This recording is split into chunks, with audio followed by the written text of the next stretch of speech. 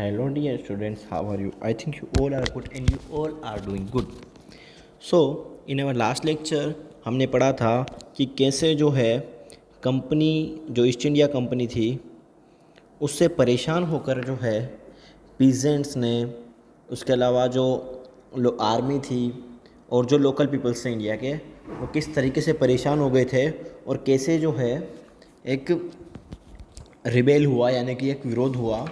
ठीक है, जिसमें किन किन लोगों ने पार्ट लिया हमने पूरा उसके बारे में पढ़ा था। हमने पढ़ लिया था कि जो रिबेलियंस थे, यानी कि जो भी रिबेलियंस जिन्होंने रिबेल किया था, उन्होंने जो है दिल्ली को जो है अपने कब्ज़े में ले लिया था। ठीक है ना। और दिल्ली को अपने कब्ज़े में लेके दिल्ली पे उन्होंने जो है मतलब वहाँ पे से उनको जो ब्रिटिशर्स थे उनको मार भगाया वहाँ से, और बहादुर शाह जफ़र को जो है अपना नेता घोषित कर दिया। ठीक है। अब उसके बाद में जब कंपनी की बहुत बुरी हार हुई तो कंपनी ने वापस कैसे फाइट बैक किया, अब उसके बारे में हम इस लेक्चर में पढ़ने वाले हैं। तो देखो, इन सब के बावजूद जब कंपनी की इतनी बड़ी हार हो गई, तब भी कंपनी ने क्या किया, अपनी सारी पावर इकट्ठी की और दोबारा उन्होंने जो है फाइट बैक किया। ठीक है। सबसे पहले उन्होंने क्या किया, देखो सबसे पहले जो है कंपनी ने क्या किया, कुछ फोर्स जो है इंग्लैंड से मंगवाई। ठीक है, री एनफोर्समेंट फ्रॉम इंग्लैंड, यानी कि जो है इंग्लैंड से और फोर्स मंगवाई लड़ने के लिए। ठीक है, ताकि वो लड़ सके, क्योंकि इंडियन जो हमारे जो इंडियन सोल्जर्स थे उन्होंने तो फाइट करने के लिए मना कर दिया था। ठीक है, तो ऐसे में और उसके बाद में उन्होंने क्या किया, कुछ नए लॉ पास किए, किन के लिए, रिबेलियंस के लिए जिन्होंने रिबेल किया था, ताकि वो उनसे जो है डील कर सकें। ठीक है, क्या कर सकें, मतलब वो आसानी से डील कर सकें उन लोगों के साथ में जिन्होंने रिबेल किया था। तो उसके लिए उन्होंने क्या किया, कुछ लॉ पास किए और दिल्ली जो है दोबारा कैप्चर कर ली गई, रिकैप्चर्ड। ठीक है ना। और जो रिबेल फोर्सेस थे उनको हरा दिया गया कब, सितंबर 1857 में।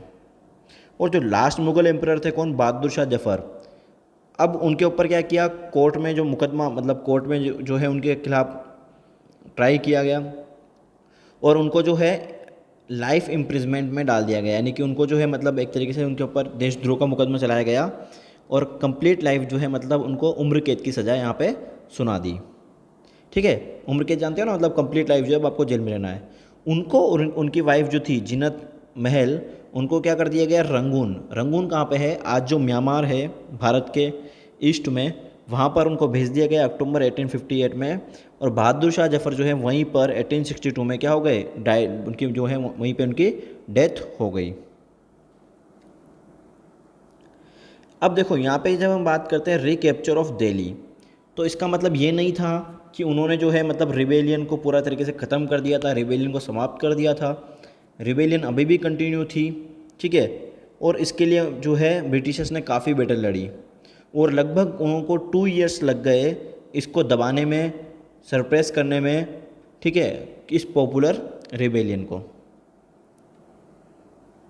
अब इसमें उन्होंने लखनऊ जो था एक इम्पोर्टेंट जगह थी, उसको मार्च 1858 में वापस ले लिया। रानी लक्ष्मीबाई को जो है जून 1858 में हरा दिया उन्होंने। और उसके बाद में जो रानी अवंतीबाई थी उनको उनको भी जो है बाद में हरा दिया। और ऐसे करके जो है इन सब जितने भी बड़े थे, रानी अवंतीबाई को तो क्या किया, सब लोगों ने घेर के और फिर उनको मार दिया। उसके अलावा तात्या टोपे जो थे, तात्या टोपे थे, वो क्या हो गए, एस्केप हो गए, यानी कि भागने में वो मतलब सफल हुए। और वो कहाँ भाग के चले गए, वो जंगल में चले गए और वहाँ पे उन्होंने जो है सेंट्रल इंडिया में गोरिल्ला फाइट्स कंटिन्यू रखी। गोरिल्ला फाइट्स क्या होती हैं, ऐसी फाइट्स जो कि किसकी हेल्प से लड़ी जाए, जो कि मतलब छुप छुप के लड़ी जाती है। जैसे मान लो यहाँ से कोई सेना निकल रही है ब्रिटिशर्स की और एकदम से अटैक कर दिया, इस टाइप की फ़ाइट को क्या बोलते हैं, गोरिल्ला फाइट। ओके, और ये किसकी हेल्प से क्या करते थे, with the support of many tribal and peasant leaders. लेकिन बाद में उनको कैप्चर कर लिया गया और अप्रैल 1859 में उनको भी मार दिया गया।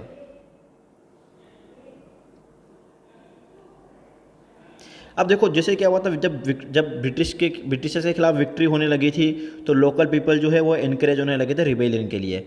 वैसे ही जब क्या हुआ, जब रिबेल फोर्सेस जो थी क्रांतिकारी लोग जो थे उनकी जब हार होने लगी तो लोकल जो पीपल्स थे उनके अंदर डिस्ट्रेशंस आ गया। डिस्ट्रेशंस मतलब अब जो है वो मतलब हार मानने लगे और उनके अंदर जो है अब एक डर की भावना पैदा हो गई। The Britishers also tried their best to win back the loyalty of the people. और ब्रिटिशर्स जो थे उन्होंने जो है अपना बेस्ट ट्राई किया कि दोबारा जो है वो लोगों की लॉयल्टी जीत सके। उनके लिए उन्होंने जो है कई सारे ठोस कदम उठाए, ठीक है, कई सारे एक्शंस लिए। उन्होंने क्या किया, जो लॉयल लैंड होल्डर्स थे यानी कि जो ब्रिटिशर्स की पक्की लॉयल्टी निभाते थे उनके लिए रिवार्ड्स अनाउंस कर दिए, ठीक है। उसके अलावा उन्होंने जो है इसके अलावा उन्होंने जो है ये भी बोल दिया कि आपके पास जो है आपके ट्रेडिशनल राइट्स हमेशा रहेंगे। और जिन लोगों ने रिबेल किया है उनको बोला कि आप जो हैं सबमिट कर दें, मतलब आप जो है ब्रिटिशर्स को सबमिट कर दें अगर आपने जो है किसी भी ब्रिटिशर्स को नहीं मारा है, मतलब आपने जो है किसी वाइट पीपल की अगर डेथ नहीं की है तो आप सबमिट कर सकते हैं। अगर आपने किसी भी वाइट पीपल को किल नहीं किया है तो आप जो हैं सबमिट कर सकते हैं, ठीक है। और आपके लैंड पर जो है आप ही का क्लेम रहेगा, ऐसा उन्होंने बोल दिया। लेकिन इसके बावजूद भी जो है 100 ऑफ सिपाही रिबेल एंड नवाब्स और राजा जो थे उनके ऊपर जो है क्या किया गया, मुकदमा चलाया गया एंड बाद में उनको जो है हैंग कर दिया गया, फांसी पे लटका दिया गया, ठीक है। ट्राइड यानी कि मुकदमा होता है बेटा, है ना।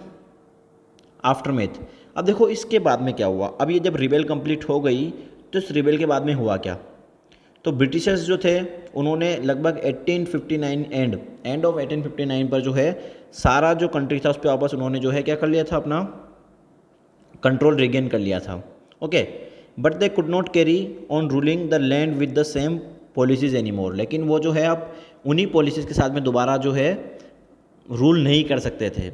और इसी की वजह से जो है एक नई पॉलिसी इंट्रोड्यूस की गई, ठीक है, कुछ नई पॉलिसी इंट्रोड्यूस की गई। उनमें जो नंबर 1 थी वो सबसे नंबर 1 थी ईस्ट इंडिया कंपनी जो थी इंडिया में, उसका जो कंट्रोल था वो यहाँ से हटा दिया गया। अब ईस्ट इंडिया कंपनी जो है वो इंडिया पे रूल नहीं करेगी, बल्कि ब्रिटिश पार्लियामेंट ने एक रूल पास किया जिसके अकॉर्डिंग 1858 में जितनी भी पावर थी वो ईस्ट इंडिया कंपनी से अब ले ली गई और ब्रिटिश क्राउन को दे दी गई। यानी कि जो है अब जितना भी इंडिया में एडमिनिस्ट्रेशन होगा, जितना भी रूलिंग होगी वो किससे होंगे, ब्रिटिश क्राउन से होगी, ठीक है। यानी कि अब भारत में जो है महारानी का शासन चालू हो गया, ठीक है। और इसके लिए उन्होंने क्या किया, जितना भी मतलब एक मेंबर भेजा ब्रिटिश कैबिनेट से, उसको यहाँ पे secretary of state of India, मतलब उसको जो है इंडिया के लिए अपॉइंट किया गया एक ब्रिटिश कैबिनेट में, ठीक है। एक सेक्रेटरी अपॉइंट किया गया जो रिस्पॉन्सिबल था इंडिया से रिलेटेड सभी मैटर्स के गवर्नेंस ऑफ इंडिया के लिए, यानी कि भारत में शासन को चलाने के लिए, और उसके अलावा काउंसिल को एडवाइस करने के लिए। और उसको जो है खुद को इंडियन काउंसिल कहा जाने लगा, ठीक है। उसके अलावा जो गवर्नर जनरल ऑफ इंडिया जो था पहले, अब उसको क्या नाम दे दिया गया, वाइस रॉय। जो पहले गवर्नर जनरल की पोस्ट थी इंडिया में, ईस्ट इंडिया कंपनी जब थी, अब उसको वाइस रॉय दे दिया गया नाम। और मतलब अब उसकी जगह पे कौन आ गया, वाइस रॉय। और ये जो है सीधा सीधा पर्सनल रिप्रेजेंटेटिव था किसका, क्राउन का। क्राउन मतलब महारानी का शासन जो चलता था इंग्लैंड में, यानी कि वहाँ की जो क्वीन थी उनके सीधा सीधा उनका रिप्रेजेंटेटिव था, ठीक है। और ये एक मेजर चेंज हुआ। सेकंड मेजर चेंज क्या हुआ वो देखते हैं। तो सेकंड मेजर चेंज जो हुआ ये हुआ कि यहाँ पे जो है कंट्री में जितनी भी टेरिटरीज थी उनको ये प्रॉमिस किया गया कि जो आपका कभी भी जो है मतलब आपके पास जो भी प्रॉपर्टी लैंड है उसको कभी भी जो है मतलब एनेक्स नहीं किया जाएगा, मतलब उसको जो है अब छीना नहीं जाएगा आपसे, अब वो आपसे नहीं ली जाएगी, ठीक है। यहाँ पर यह भी रूल पास कर दिया गया कि जो किंगडम्स है वो अपने एयर मतलब क्या हो गया कि जो अपने सन हैं, मतलब जो उनके आने वाली जो सक्सीडर्स हैं, इसके अलावा जो उनके जिसे हम कहते हैं कि इंक्लूडिंग एडॉप्टेड सन, जो मतलब किसी ने गोद लिए हुए सन्स हैं, उनको वो जो है राजा बना सकते हैं। और साथ में उनको इस बात के लिए भी मोटिवेट किया गया कि अब आपको जो है क्या करना पड़ेगा, महारानी को जो है सोवरेन पैरामाउंट मानना पड़ेगा, यानी कि जो सबसे बड़ी पावर है वो महारानी को मानना पड़ेगा। And the Indian rules were to hold their kingdoms as subordinate of the British crown. और आपको जो है मतलब ब्रिटिश क्राउन के अधीन आपको राज करना होगा, यानी कि उनके सबऑर्डिनेट में जो है आपको अपना एडमिनिस्ट्रेशन चलाना होगा। इसके अलावा ये भी डिसाइड किया गया कि जो आर्मी है उसके अंदर इंडियन सोल्जर का जो प्रोपोर्शन है, जो रेशो है, वो कम किया जाए, रिड्यूस किया जाए, और जो यूरोपियन सोल्जर हैं उनका रेशो इंक्रीज़ किया जाए, ताकि जो है अगर यूरोपियन सोल्जर ज़्यादा होंगे तो रिबेल नहीं होगा। और इसके अलावा ये भी डिसाइड किया गया कि जो सोल्जर्स हैं वो अवध, बिहार और सेंट्रल इंडिया से लेने की जगह पर क्या किया जाए, गोरखा, सिख और पठान्स को उनकी जगह पे ज़्यादा रिक्रूट किया जाए। उसके बाद में the land and properties of Muslim was confiscated मतलब यहाँ पे उनकी जो लैंड थी उसको क्या कर लिया गया, एक तरीके से उसको जब्त कर लिया गया, उसको छीन लिया गया, ठीक है।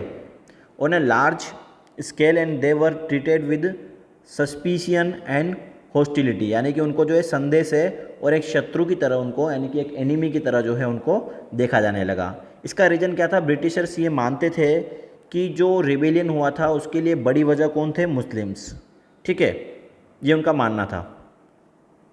The Britishers decided to respect the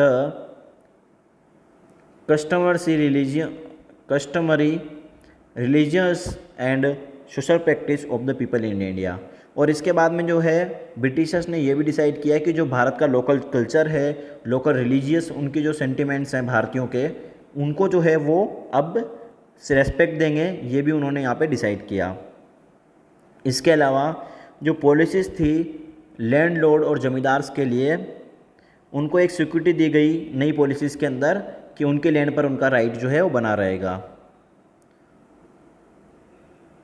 अब इस तरीके से जो 1857 है उसके बाद में एक नया जो है स्टार्ट हुआ। अब यहाँ पर जो है ईस्ट इंडिया कंपनी जो थी वो ख़त्म हो गई और ब्रिटिश क्राउन जो है अब यहाँ पे डायरेक्टली इंडिया में रूल करने लगा। यानी चेंज कुछ नहीं हुआ, चेंज इतना हुआ कि एक तो जो ईस्ट इंडिया कंपनी थी उसके हाथ से शासन चला गया।